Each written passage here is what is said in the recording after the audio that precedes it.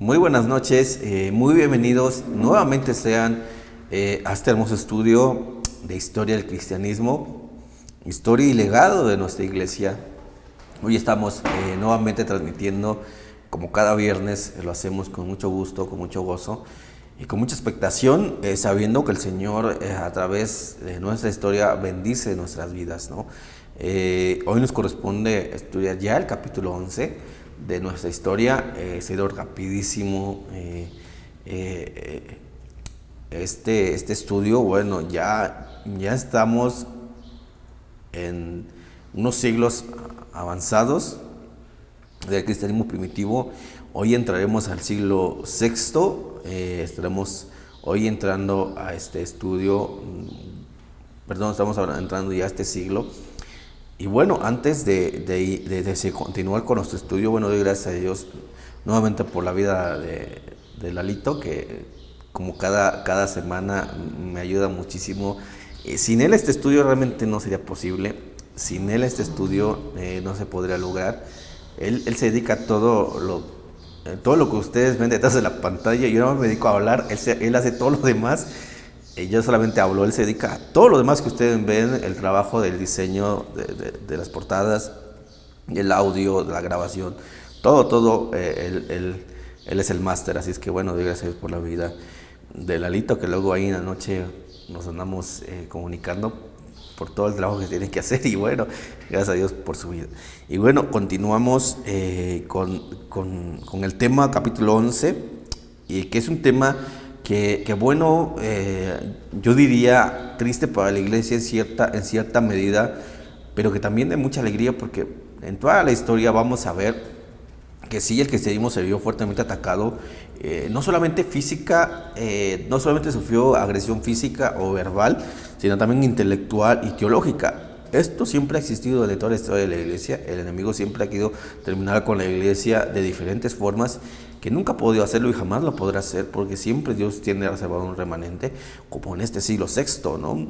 Donde Dios levanta un remanente sumamente interesante, que se sabe muy poco de él, pero bueno, hoy estaremos analizando a grandes rasgos la vida del movimiento que Dios levanta en esa época. Bueno, comenzando el siglo sexto de la iglesia medieval, bueno, comienza a sentir la iglesia muy fuertemente los estragos, esto a causa del alejamiento del fundamento que es Cristo.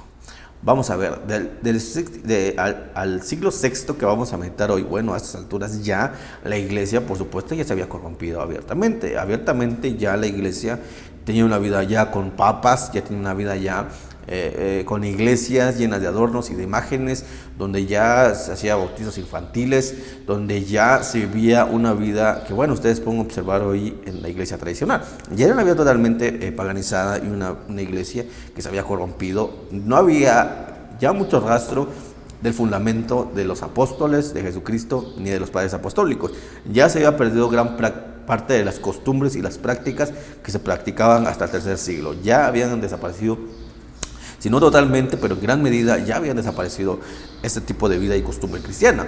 Bueno, se empieza a perder esto, y bueno, la iglesia ya a estas alturas del siglo sexto, bueno, ya empieza a sentir los estragos por haberse alejado del fundamento que es Cristo. ¿Cuáles eran los estragos? Bueno, esto lo estaremos viendo a continuación. La iglesia a estas alturas ya se encuentra en una crisis espiritual e intelectual. A estas alturas ya la iglesia empieza a sentir un estrago fuertemente. No había pasado ni siquiera un siglo cuando la iglesia empieza a tener una decadencia intelectual. Imagínense, vimos la semana pasada que hasta la época de San Benito, que ya estamos entrando al quinto siglo, bueno, el conocimiento teológico y doctrinal todavía eran muy conocidos y muy practicados y muy estudiados. Bueno, no había pasado un siglo cuando ya empieza esta decadencia intelectual en la iglesia, que estaremos hablando a continuación. Bueno, ¿en qué consiste la crisis intelectual? Bueno, es sumamente triste. En primer lugar, yo quisiera mencionar que la crisis intelectual creció año tras año, que llegó hasta los siglos séptimo y octavo. O sea, imagínense, inicia ya en el siglo sexto, terminando en el siglo quinto, y bueno, se extiende esta crisis tristemente hasta el siglo séptimo y siglo octavo, que estaremos hablando en próximas clases sobre estos siglos y los posteriores. Bueno, Habían altos funcionarios, imagínense, solamente para que nos demos cuenta de esta crisis intelectual, había altos funcionarios públicos y obispos de renombre que no sabían leer ni escribir. O sea, imagínense a esas alturas ya de este siglo y de estos siglos, bueno, habían hombres que gobernaban las ciudades, que tenían poder, y no solamente poder en el Estado, sino también en la iglesia, en el caso de los obispos, bueno, que no sabían ni leer ni escribir. Quiero que tomen muchísima atención en esto, y esto es un fundamento que está retomando en el siglo XIV, XV y XVI de la historia de la iglesia. Que el no saber leer ni escribir, esto fue un motivo sumamente importante para la Reforma. Uno, les adelanto esto para lo que en la época de la Reforma, puesto que es muchísima la información que vamos a tocar, y que lo más seguro que vamos a dividir por lo menos en 2 capítulos la Reforma de la Iglesia. Bueno, quiero hacer aquí un énfasis para que la iglesia cristiana conozca su historia y el trasfondo de todo ello. Cuando a mí me ha tocado hablar con gente que habla que nosotros los cristianos nacimos básicamente como protestantes, cuando yo digo que soy cristiano, bueno, inmediatamente me dicen que soy protestante, porque piensan que, bueno, el cristianismo nace en el siglo XV y XVI, durante la Reforma de la Iglesia. Piensan que cuando uno habla acerca de que soy cristiano, uno puede pensar o piensan que uno, bueno, viene de Lutero o viene de la Reforma protestante. Un cierto hombre que es muy estudioso me dijo hace unos días que, bueno, yo no sé por qué hicieron la Reforma, dijo, cuando la iglesia lleva 15 años estudiando la Biblia. O sea, la Reforma fue algo nuevo, puesto que la iglesia lleva 15 años estudiando la Biblia. Bueno, en ese sentido no tengo nada que discutir. Sí, ya la iglesia llevaba 15 años de estudio, pero bueno, 4 años del siglo I al siglo IV, como ya vimos, un estudio intenso y una vida ejemplar. Bueno, del siglo IV al siglo XIV o XV no hay nada de ejemplar. En ciertos casos aislados, que estaremos hablando, sí, pero en general no hay nada ejemplar y no hay nada totalmente correcto en general, y que, bueno, esto es motivo que exista la Reforma. Esto es uno de los motivos por el cual es necesaria la Reforma, que no había forma de interpretar las Escrituras, puesto que no sabían leer ni escribir. ¿Cómo podían interpretar algo que no sabían, no conocían? Bueno, creo que tomen nota en esto, porque en la Reforma vamos a darle, ahora sí que forma a esto, y vamos a ver el contexto de todas las cosas, como ya estamos viendo en este momento. A estas alturas, bueno, la gente no sabía leer ni escribir. Por eso era importante que la iglesia protestara.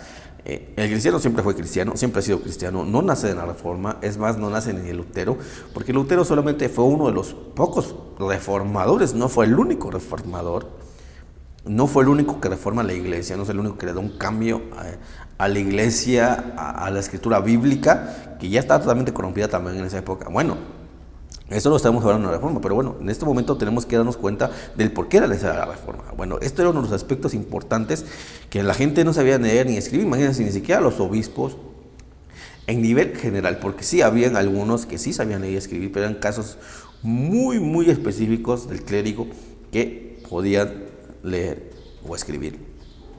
Bueno, esto le trajo muchos problemas y muchos estragos a la iglesia, de carácter doctrinal y teológico. Doctrinal porque, bueno, al no saber escribir ni leer, bueno, no podían interpretar los textos, no podían leer los textos bíblicos, no podían interpretar la Biblia, y bueno, solamente era un libro que a estas alturas solo se miraba como un texto sagrado, que los únicos que podían leerlo, que los únicos que eran dignos de tomarlo, los únicos que podían interpretarlo de la manera correcta, era precisamente el clérigo. El pueblo en general no tomaba la Biblia, no podía leer la Biblia, porque no sabían leer ni escribir. Posteriormente vamos a hablar sobre aquellos que quizás sí podían hacerlo, pero estaba prohibido. Pero en esas alturas, aunque quisieran leer o escribir, no podían hacerlo, porque era gente muy ignorante, muy neófita, que, bueno, al clero le convenía muchísimo esto, que la gente no supiera escribir ni leer, puesto que esto hacía que ellos pudiesen manipular las interpretaciones bíblicas. Bueno, los pocos que sabían leer eran los clérigos, y no todos los clérigos, eran solamente algunos, como acabo de mencionar. Y bueno, para acabarla, ellos malinterpretaban las escrituras a la conveniencia de ellos, principalmente económica. Ellos malinterpretaban los textos de la Biblia, y principalmente cuando se trataba de las ofrendas, de las limosnas o los diezmos, bueno, los clérigos enfocaban algunos de estos textos bíblicos y los leían textualmente, pero con una muy mala interpretación. Esto hacía que la gente, bueno, creyese que estaban en la verdad, creyese que bueno, ellos tenían la interpretación correcta de la Biblia, y bueno, ellos hacían lo que decía el clérigo que había estudiado. Y bueno, en esta época también era escasa la predicación en la época. Y de las pocas que se oían, eran de un tipo sumamente incorrectos. Era muy poca la predicación que existía a estas alturas. Y bueno, de lo poco que había, era algo como lo que voy a citar a continuación. De hecho, lo podemos encontrar en el escrito de Bareto, en Historia del Cristianismo. Bueno, a Bareto yo no lo recomiendo en cuestión de que quiera conseguir el libro, porque bueno, ya no está disponible en librerías. El texto que tengo de Bareto ya es un libro algo antiguo, y bueno, ya no se puede conseguir en librerías. Quizás lo puedan conseguir en PDF. No induzco a descargar PDFs. Bueno, pues si ustedes no saben, un PDF es un delito. Descargar un libro en PDF es un delito, es como robar y menospreciar el trabajo del escritor, que es un delito. Abiertamente sí es un delito, pero bueno, yo en lo personal, esto creo que es innegable. Cuando cuando busco un texto muy antiguo que, bueno, ya no se encuentra en ningún lado, ni en librerías, ni en ningún otro lado, tengo que acudir al PDF, no hay más, porque ya no encuentras en un escrito en físico y tienes que acudir al PDF. En estos casos yo creo que sí es correcto, porque no lo vas a encontrar en el libro físico. Un libro que se escribió hace 1500 años, un libro que se escribió hace 1800 años, 1700 años, pues no lo vas a encontrar en ninguna librería. En este caso yo sí estoy de acuerdo que se acuda a un PDF, pero bueno, si uno puede encontrar un PDF, un libro en físico y en librerías, y lo descargas en PDF, bueno, estás cometiendo un delito. Y bueno, en este caso de Bareto, no creo que ya esté en librerías, y bueno, si se puede conseguir en PDF, pues bueno, adelante. Y lo que escribe Bareto acerca de esta época del siglo VI, de las predicaciones que se escuchaban en ese tiempo, bueno, era como la siguiente: redimid vuestras almas del castigo que vuestros pecados merecen, mientras tenéis remedio y poder ofrecer vuestros diezmos y obligaciones a las iglesias, encended velas en los lugares consagrados, venid con frecuencia a la iglesia y con toda humildad orad a los santos que os protejan. Y si hacéis estas cosas, como el último día estéis ante el tremendo tribunal del eterno juez, podráis con confianza decir: Señor, dame, porque yo te di. Esto era la enseñanza medieval del siglo VI que enseñaban los clérigos, que bueno, tendrías que llevar las ofrendas a la iglesia, que en el momento que te presentas ante el juez, ante el gran tribunal, podrás ser salvo, que puedes orar a los santos que os protejan. Bueno, esto eran las predicaciones, y eran muy escasas, y de las pocas que habían era de este tipo.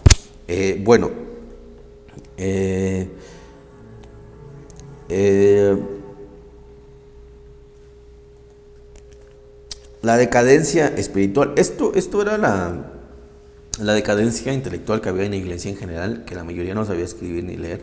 El pueblo no sabía leer ni escribir. A estas alturas ya entraba también, y pongan mucha atención también en esto, porque esto lo retomaré en la Reforma, que en esas alturas ya también se tenía mucho en cuenta que la gente no sabía leer ni escribir eran los que tenían que hacer el trabajo pesado de jornalería, el trabajo pesado en la sociedad. Y bueno, el clérigo era el comienzo ya de que el clérigo comenzaba a pensar que ellos no podrían hacer un trabajo físico muy fuerte, puesto que era pecado. Era pecado hacer un trabajo de mucha fuerza, un trabajo muy rudo. Bueno, para el clérigo era pecado. Así es que solamente los pecadores tendrían que dedicarse a esto. Y bueno, lo hacían las personas que no sabían leer ni escribir. El clérigo solamente se dedicaba a enseñar, a predicar y bueno, a robarse el dinero del pueblo. Esto es una verdad que no se puede negar, que bueno, malinterpretaban los textos para este tipo de cosas. Y esto lo retomaré en la Reforma. ¿Por qué pensaban esto y qué es lo que hicieron los reformadores en este punto, en esta causa? ¿Qué es lo que hicieron? Y fue un aspecto a reformarse y que gracias a Dios se logró. Pero bueno, eso lo estaré hablando en la Reforma. Y bueno, después de la decadencia intelectual que existía en esta época, bueno, al ver una decadencia intelectual, por supuesto que va a haber una decadencia espiritual. Esto es una gran verdad. Si no hay un establecimiento intelectual de la manera correcta, también hay un fracaso espiritual en cierta medida. Esto históricamente y bíblicamente es una verdad.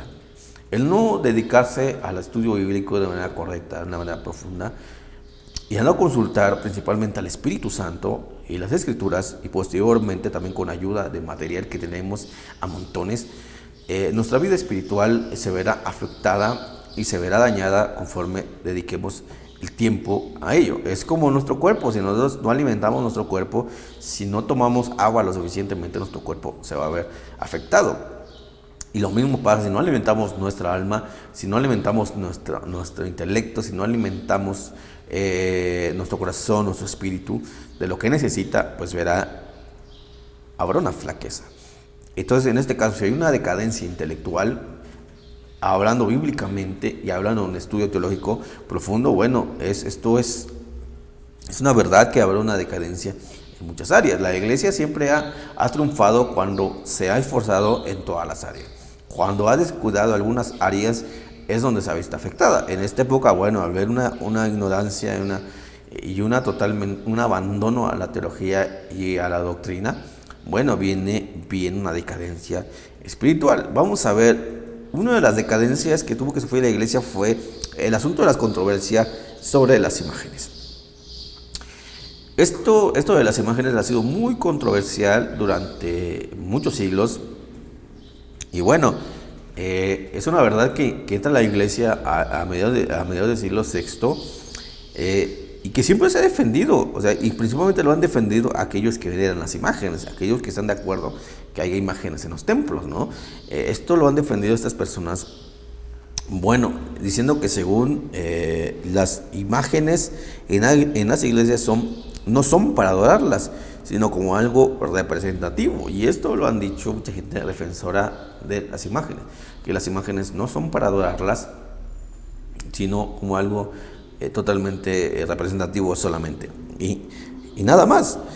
Pero la verdad históricamente hablando, nunca ha sido así. O sea, es una verdad. O sea, históricamente hablando, nunca ha sido así que las imágenes están en una iglesia como algo representativo. Históricamente es una mentira, sino que siempre ha sido para terminar en idolatría. Además que en medio de la ignorancia sirvió para darle fuerza a la idolatría hasta llegar a nuestros días. Supuestamente esto, Gregorio I fue un papa que en esa época, bueno, él como trata como de restringir esto, diciendo que, bueno, precisamente él sabía lo que iba a suceder, que si se dejaba que las imágenes llegaran a las iglesias como algo representativo, terminaría en idolatría. Y esto fue lo que pasó, o sea, abiertamente fue que se empezó con un asunto de que solamente sería como algo representativo, pero bueno, ya debemos de ver que a esas alturas ya se adoraban a los santos, ya se hacían cultos a los mártires, y se hacían prédicas de ese tipo, y que bueno, el solamente llevar las imágenes a las iglesias le daría un impulso a terminar lo que habían comenzado. El auge de adoración y veneración de las imágenes fue precisamente en esas épocas, hablando ya en el siglo VII y VIII, ya era un auge totalmente tremendo, puesto que la ignorancia estaba en la misma sintonía. Tanto fue el auge de tanto la ignorancia, así fue el auge de la idolatría. Esto es una verdad que no se puede negar. Los clérigos y los obispos se aprovecharon de dicho estilo de vida, de adoración y veneración a las imágenes, que comenzaron a crear todo tipo de mitos acerca de santos y de la Virgen. Vamos a ver, si siempre se ha aprovechado del poder eclesiástico, ha sido precisamente para los bolsillos de los hombres que dominan en la época, los que tienen poder eclesiástico, los que tienen poder papal, los que tienen poder de la iglesia. Bueno, en su época, el que les ha tocado vivir, siempre han buscado la forma, cuando la iglesia se ha corrompido, de buscar ventaja y sacar provecho de esta situación. En este momento, bueno, había mucha ignorancia y el auge tanto de ignorancia y de idolatría era muy fuerte, que bueno, decidieron aprovecharse, como en todas las épocas de la iglesia, que es más, en la época de la Reforma no fue la excepción, buscar el aprovechamiento y bueno, empezaron a crear todo tipo de mitos acerca de santos y de la Virgen. Mitos que bueno, empezaron con ciertas discreciones, mitos que pueden llamarse realidades, que al último terminaron siendo mitos sumamente de ciencia ficción, o sea, mitos que sobresalieron de la realidad, que bueno, es innegable que la gente no creyese, o sea, es innegable que la gente no creyese lo dicho por estos hombres. Bueno, vamos a ver algunos aspectos. Bueno, en este caso decían que habían vírgenes que lloraban. Esto no es nuevo, esto de las vírgenes que lloran, esto de las vírgenes que sacan lágrimas de sangre o lágrimas normales, esto no es nuevo. Y quiero aclarar algo, no estoy hablando en contra del catolicismo, no estoy hablando en contra de la iglesia tradicional, solamente estoy hablando de la historia, o sea, esto es historia. Históricamente en la iglesia se empezó a infiltrar todo esto. A estas alturas, bueno, es que como tal, uno podría pensar que el cristianismo existía en esta época, pero no, o sea, hablando de la palabra cristianismo ya se había perdido, o sea, si hablamos estrictamente, históricamente, a partir del siglo V, iniciando y terminando, a mediados del siglo V, y hasta el siglo XIV, la palabra cristiano como tal ya había desaparecido. Solamente era como tal la palabra católica, catolicismo. Entonces, yo tengo que seguir este hilo. O sea, yo no puedo buscar otro hilo porque, bueno, es la secuencia de la iglesia. Y en medio de toda esa secuencia, bueno, hubieron movimientos que se levantaron, no con el nombre cristiano, porque en esta época el nombre ya había desaparecido como tal.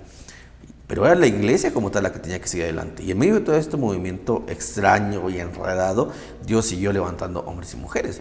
Es más, les adelanto, en toda la Edad Media, los grandes hombres y mujeres de Dios, que yo diría que son cristianos, pero tristemente no fueron mencionados como tal cristianos, porque no existía el nombre oficial. Era ya el catolicismo. Bueno, estos hombres y mujeres que hicieron toda la Edad Media, hicieron lo que tuvieron que haber hecho la iglesia, imitaron la fe de los primeros cristianos, pero que bueno, no fueron reconocidos como cristianos, puesto que el nombre ya se había perdido y que se recupera hasta la Reforma. Y bueno, esto es lo que hacen, es inventar todo tipo de mitos. Por ejemplo, decían que ciertos santos hacían milagros o grandes prodigios, o que ciertas imágenes habían caído del cielo. Esto eran algunas de tantas leyendas y mitos que se habían inventado para que la gente siguiese metida en el asunto de las imágenes. Bueno, esto recaudaba fondos que desmedidamente, esto recaudaba una economía, un derroche económico al favor del clérigo, mientras el pueblo, la gente que no sabía leer y escribir se encargaba del trabajo pesado, el clérigo se dedicaba a engañar al pueblo en general. Bueno, fue tanto el auge de la idolatría de las imágenes en estos siglos que bueno, tuvo que hacerse un concilio en Constantinopla, y bueno, fue hecho por Constantino V.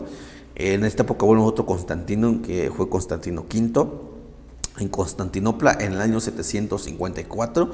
Bueno, este concilio fue determinante porque ya había muchísima idolatría y fue necesario dicho concilio por el auge de la veneración. Y bueno, este hombre dice, ¿saben qué es? Y es muchísimo el auge, esto salió de control, esto no es lo que la iglesia es, esto no es lo que los cristianos han enseñado, esto no es el fundamento de Cristo. Y bueno, a causa de este concilio se logró condenar la veneración de los santos y usar crucifijos. Este concilio frenó de tajo la veneración de los santos. Vuelvo a repetirlo, el padre de Constantino V estaba en desacuerdo y había intentado iniciar una reforma de este tipo. Bueno, lo logra Constancio, su hijo, Constancio V, y bueno, pone un freno total a esto de los dijo, saben que ya estuvo, es muchísimo el estrago y muchísima la locura que está pasando aquí en la iglesia y tiene que parar, tiene que frenarse. Y bueno, él logra esto, gracias a Dios. Bueno, la veneración a los santos lo detiene y usa crucifijos. Y aunque esto le costó muchos azotes a algunos monjes y a algunos hombres del clérigo que no querían separarse, no querían dejar a sus santos favoritos, a sus imágenes favoritas. Bueno, les costó azotes, porque si hubo castigo y disciplina en esa época a los que se rehusaran a abandonar la idolatría. Bueno, esto se seguía haciendo clandestinamente, esto de la adoración siguió, no se detuvo, creció fuertemente. Y bueno, pero algo que se detuvo en general fue gracias a Constancio V. Se detuvo, aunque posteriormente por asuntos de una mujer y principalmente por Carlomagno se vuelve al auge de la idolatría. Carlomagno posteriormente ya en el octavo siglo, bueno, él vuelve a reiniciar esto con un auge impresionante, pero bueno, de alguna manera hubo en el siglo VII, por el concilio de Constantinopla, organizada por Constancio V, bueno, hace este edicto de frenar básicamente la idolatría y detener el avance del mismo. Bueno, para esta época, bueno, la iglesia sufría de un auge de idolatría y un auge de veneración a los santos, y que bueno, por supuesto que habían hombres y mujeres que se rehusaban a esto, era muy poco el número, pero se rehusaban, y que bueno, se vieron superados en número en cuanto al avance de la idolatría, y para terminar esta época, o como algo adicional podemos llamar, es el levantamiento del maometismo. El maometismo se levanta por este siglo, entre el séptimo y el octavo. Bueno, se levanta el maometismo. Es un movimiento sumamente interesantísimo y que tomó un auge impresionante. Que bueno, la iglesia no solamente tuvo que lidiar con la idolatría y la veneración, sino ahora también con el maometismo. El maometismo fue fundado por Mahoma, y Mahoma es un hombre muy reconocido, un hombre que bueno, forma una de las religiones más importantes en el mundo. Mahoma nace en el año 751. Voy a dar una breve historia porque ya no me alcanza el tiempo, es muchísima información. Pero bueno, Mahoma nace en esta época, en el año 751. Y es un hombre que se empieza a retirar, miraba todo esto y bueno, se retira. Se dice que cada día se retira unos 15 kilómetros de la Meca. Y después de varios años, este hombre regresa con el famosísimo Corán, ¿no? Es el texto sagrado del maometismo. Texto que por supuesto hoy en día se puede conseguir, el Corán. Yo no recomiendo que un cristiano promedio lo lea, esto ya es a un nivel ya más avanzado, aquellos que han entendido primero el texto bíblico y posteriormente pueden leer el Corán. Si no han entendido el texto bíblico de manera completa, no recomiendo leer el Corán. Bueno, el Corán es un texto precisamente que Mahoma dice que le ha sido dado por Dios, y en ese texto, bueno, vienen cosas, diría yo, asemejados a textos bíblicos, pero ya ha cambiado el tono del contexto. Por ejemplo, él dice que la iglesia en esa época no es digna, y vaya que él sabe lo que dice, porque la iglesia está corrompiendo muchísimo, y que bueno, el Señor Jesús tendrá que venir, pero cuando una iglesia esté totalmente lista. Este hombre primero niega la deidad de Jesús y posteriormente reconoce como Señor. Bueno, empieza no es que se haya convertido al cristianismo, es muy claro esto, no se convirtió al cristianismo, sino simplemente para conveniencia de su texto. Él dice que bueno, el Dios de Moisés, el Dios de Abraham, bueno, dejará de venir puesto que la iglesia se ha corrompido y no es digna. Y que Dios ha levantado un profeta en ese tiempo, y por supuesto que ese profeta era él, era Mahoma. Y era el profeta de Dios, él decía que era el profeta de Dios. Bueno, él inicia su movimiento con el Corán, y bueno, ustedes pueden leer el Corán, vienen textos muy similares a la Biblia, pues lo voy a repetir, muy corrompidos, por eso es importante primero entender bien la Biblia si uno quiere leer este texto, si no, no lo recomiendo. Y bueno, y empieza un movimiento que durante varios años le atrae muy pocos adeptos, ¿no? Vamos a hablar de un año que solamente consigue 15 adeptos, y posterior de 10 años él ya tenía aproximadamente unos 1500 seguidores. Mahoma tenía su propio movimiento, y bueno, la iglesia cristiana tuvo que lidiar con esto, no solamente con la idolatría, sino con el movimiento maometista, ¿no? Que bueno, si ustedes saben algo del maometismo o del Corán o de Mahoma, bueno, es un movimiento totalmente interesantísimo y fuertemente, que hoy en día es un movimiento muy fuerte, por cierto, también. O sea, hoy en día el maometismo es una de las religiones muchas más reconocidas o de las más seguidas. Bueno, esto pasa lo que la iglesia ha vivido en esa época. Bueno, se levanta una iglesia corrompida e idólatra, se levanta el maometismo y bueno, uno puede pensar entonces dónde queda la iglesia, ¿no? ¿Qué pasó con la iglesia? ¿Se perdió? ¿Se extinguió? No, la iglesia no se extinguió. En esta época se levanta un movimiento sumamente interesante. Que bueno, oficialmente no tuvieron un nombre, pero históricamente se les llamó y se les ha llamado los paulicianos. Los paulicianos es aquel movimiento que se levanta con hombres y mujeres que Dios en ese momento había reservado para ese momento de crisis. Si la iglesia tuvo un tiempo de crisis, bueno, ha sido en toda la historia del cristianismo, la iglesia ha tenido crisis, así como victorias y triunfos, ha sufrido crisis, y bueno, en todas esas crisis siempre Dios tiene preparado hombres y mujeres. Y bueno, en esta época no fue la excepción. Los paulicianos se levantan en medio de esa corrupción que caracterizó a la iglesia. Y bueno, se levanta en este periodo que caracterizó a la iglesia de idolatría y que es un momento del maometismo que está en sus inicios y que bueno, en este periodo no faltaron testigos de la verdad, no faltaron hombres y mujeres que testificaran de la verdad y creían en la verdad. Si hay algo rescatable de esta época, precisamente son los paulicianos. Les comento nuevamente, estos hombres no se llamaron paulicianos, no dijeron nosotros somos paulicianos, no, simplemente históricamente se les dio este nombre porque, bueno, lo que voy a mencionar a continuación tiene mucho sentido. Si bien el cristianismo siempre ha estado presente en los momentos de crisis, vuelvo a repetirlo, siempre ha estado presente en los momentos de crisis, en los momentos que más se ha necesitado de la iglesia, yo siempre he levantado hombres y mujeres, esto es innegable, así es que la iglesia, a pesar de que pase por momentos difíciles, siempre Dios tendrá un remanente reservado. El movimiento tuvo su origen en un pequeño pueblo cercano a Somosata, a mediados del siglo VII. Este movimiento se levanta en este tiempo. Bueno, ¿cómo inicia esto? Bueno, inicia de la siguiente manera. Un hombre llamado Constantino en cierta ocasión le dio hospedaje a un varón que venía huyendo de los musulmanes, precisamente. Venía huyendo de los musulmanes, del movimiento del maometismo. Bueno, viene huyendo y Constantino le da alojo en su casa, lo refugia.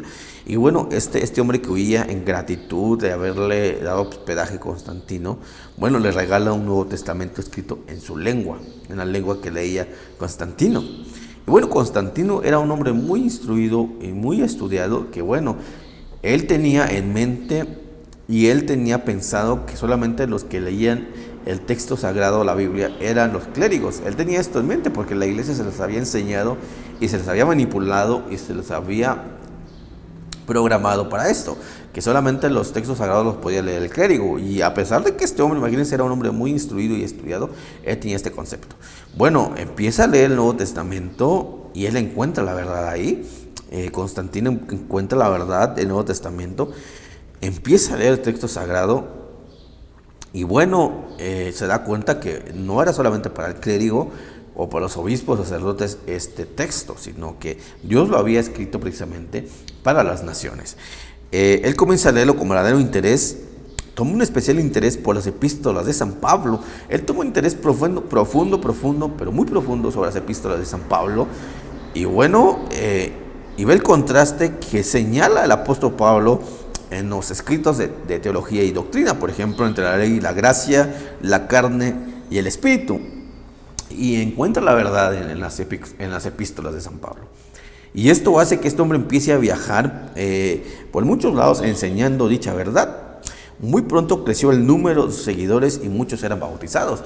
Mucho era el auge del nuevo movimiento que este hombre había levantado, enseñando la ley y la gracia, enseñando que la salvación no se obtenía como enseñaba el clérigo por medio de obras o de dinero, como limosnas, o de pedir a los santos que os protejan, sino que este hombre encuentra una verdad en la gracia, en Cristo, encuentra que Dios los ha libertado de la ley y que bueno, hoy encuentran la gracia por medio de la sangre y el sacrificio de Jesús. Y él empieza a viajar enseñando todas estas verdades que encuentra en la teología y en la doctrina del apóstol Pablo. Y bueno, y este número de grandes creyentes empieza a crecer. Es un momento que creció muy rápido. Es un movimiento que creció muy rápido. Es más, un movimiento que no duró mucho tiempo, pero que Dios levantó de una manera impresionante y muchos eran bautizados. Bueno, aquí podemos mencionar que el nombre de Pauliciano les fue dado probablemente a causa del gran estima que tenían de los escritos del apóstol Pablo. Esto es muy probable que les hayan puesto de esta manera a los paulicianos, puesto que tenían mucho interés y mucha estima por los escritos del apóstol Pablo. Es muy probable que por esto les hayan puesto históricamente los paulicianos. Algo que a mí me llama mucho la atención, que esto ha sido motivo de mucho escarnio y de mucho señalamiento de parte de los enemigos de los paulicianos de la época, es que estos hombres tomaron, fue tanto quizás el auge, yo diría que llegó el fanatismo de las epístolas del apóstol Pablo, que muchos pastores y hombres que empezaron a retomar los textos bíblicos de manera correcta, bueno, asumían nombres de algunos de los colaboradores del apóstol Pablo. Ellos se fueron cambiando los nombres. Por ejemplo, algunos se cambiaron, tan solo por mencionar a Constantino, que inicia el movimiento o que empieza a enseñar la verdad de Cristo. Bueno, se cambia a Silvano. Silvano, debemos recordar que era uno de los colaboradores del apóstol Pablo. Otros toman el nombre de Timoteo, Tito, Epafrodito y varios de los colaboradores y colaboradoras que tuvo el apóstol Pablo. Empiezan a cambiarse su nombre por los colaboradores que tuvo el apóstol Pablo. No sé a estas alturas si esto haya sido correcto, si esto haya sido realmente cierto. Es verdad que la Biblia habla de algunos casos que les fue cambiado el nombre, no, pero esto fue en pocos casos y en su mayoría fue por parte del Señor Jesús. Y esto, bueno, fue un motivo principal para que los llamaran fanáticos y herejes los contemporáneos de ellos. Es difícil clasificar este movimiento, sinceramente, es difícil clasificar el movimiento, ya que la mayoría de los escritos sobre ellos fue hecho por sus enemigos, eclesiásticos y musulmanes, y entre otros. Es difícil clasificarlos, puesto que todo lo que tenemos, toda la información que tenemos de los paulicianos, tristemente o afortunadamente, como podamos llamar la información que nos ha llegado, fue escrito por sus enemigos. O sea, no hay un escrito que hable de ellos del lado del cristianismo o de la gente que tenía simpatía sobre ellos. Todo lo contrario, fueron escritos que, bueno, fueron hechos por sus enemigos. Ellos los tacharon de muchas cosas, de maniqueístas, de fanáticos, de herejes, de muchas cosas. Y es normal que esto sucediera, puesto que no se agradaban de dicho movimiento que no estaba de acuerdo con el Estado y el clérigo, ni la iglesia, y mucho menos con el movimiento musulmán. Bueno, tenía muchos enemigos este movimiento. Bueno, y todo esto que, bueno, se les atribuía el movimiento maniqueísta, que se les atribuía herejías y se les atribuía tantas cosas, no se pueden comprobar históricamente. Históricamente no se ha podido comprobar. Y bueno, queremos decir que este fue uno de los movimientos más sanos. Fueron de los hombres y las mujeres que se levantaron en contra de todos los movimientos falsos. Y que, bueno, no fue agrado de los enemigos, que escribieron cantidad de cosas no gratas hacia ellos. Y bueno, para comprobar esto, ¿por qué eran distintos y por qué creemos que se habían apegado a la verdad? Bueno, ellos rechazaban muchísimas cosas. Por ejemplo, los paulicianos rechazaban el bautizo infantil. Como bíblicamente se dice que un niño no tiene memoria para reconocer sus pecados, y que, bueno, los únicos bautizos que encontramos en la Biblia fueron de adultos. Lo encontramos también en la Didache. La gente que se bautizaba era gente con conocimiento. Y bueno, rechazaban el bautismo infantil. También rechazaban la perpetua virginidad de María. Como hoy en día se puede pensar en algún lugar que María fue virgen perpetua, bíblicamente esto es incorrecto. Ellos negaban también esto, que María haya sido de virginidad perpetua. Ellos rechazaban esto. Rechazaban el culto a las imágenes, la invocación de los santos y muchas prácticas que habían triunfado en aquel entonces. Las prácticas fundamentales del paganismo que se habían metido a la iglesia, ellos lo rechazaban. Ellos decían que estaban en contra de todo ello y que, bueno, se apegaban al texto bíblico y que vivían bajo la gracia del Señor. Esto fue los paulicianos, que que vivían en cuanto doctrinalmente, rechazaban todo lo que la iglesia tradicional y lo que el movimiento se había levantado en esa época, bueno, rehusaban a esto. Es más, vivían también una vida totalmente austera. Ellos eran austeros en su forma de vivir, todo lo contrario a la vida eclesiástica de ese entonces, que bueno, vivía bien gracias a sus engaños y la ignorancia del pueblo. Eran celosos de la palabra, también eran celosos de la verdad, y también reconocían cuando había un don de parte del Espíritu, del Espíritu Santo, cuando había un don de Dios. Ellos reconocían y podían discernir esos dones, menospreciaban las riquezas, y como acabo de decir, preferían vivir una vida austera. Este movimiento de los paulicianos duró por siglo y medio, estamos hablando de 150 años aproximadamente, y es cuando este movimiento se da a conocer y se extiende, pero no duró más de siglo y medio. Y bueno, es de saberse que sufrió muchas persecuciones, muchos señalamientos y muchos escarnios. Y bueno, en dicho persecución que sufrió este movimiento durante este siglo y medio, se dice que fueron 150,000 paulicianos que padecieron a causa de las persecuciones.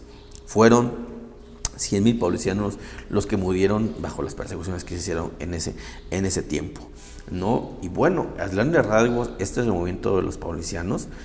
Este es el movimiento que se levanta en una época oscura, una época de mucha idolatría, donde la iglesia ya había perdido sentido de lo espiritual y de lo intelectual, y esto fue gracias a la ignorancia que el mismo clérigo había propiciado. A ellos no les convenía que la iglesia leyese, no les convenía que conocieran la verdad, a ellos no les convenía que la gente se preparara, y esto hace que, bueno, a gran medida la sociedad se viera afectada.